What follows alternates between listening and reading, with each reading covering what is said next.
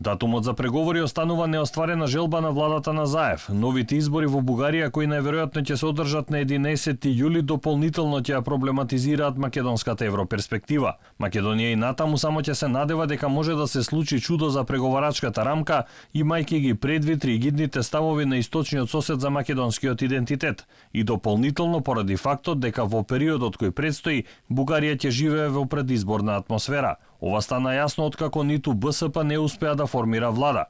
Социјалистите ќе му го вратат мандатот на председателот Радев. Тоа претходно го сторија и ГЕРБ на Бојко Борисов и има таков народ на Славе Трифунов. Имаме предварително заявена позиција од трите партии, новите политички субекти. Имаме изјава од трите нови политички субјекти дека нема да поддржат влада на БСП. Тие покажаа политичка незрелост и недостаток на култура за политички диалог.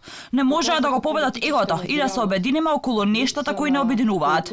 И покрај желбата за промена со готов план, ден по ден, мерка по мерка, со луѓе кои може да ја направат таа промена, влада составена од БСП, макар и времена, е невозможна. Наспроти ваквата реалност во Бугарија, министерот за надворешни работи Бујар Османи во обид да лобира за датум за преговори. Шефот на дипломатијата утре на средби со германскиот колега Хајко Мас и министерот надлежен за Европа Михаел Рот во Берлин.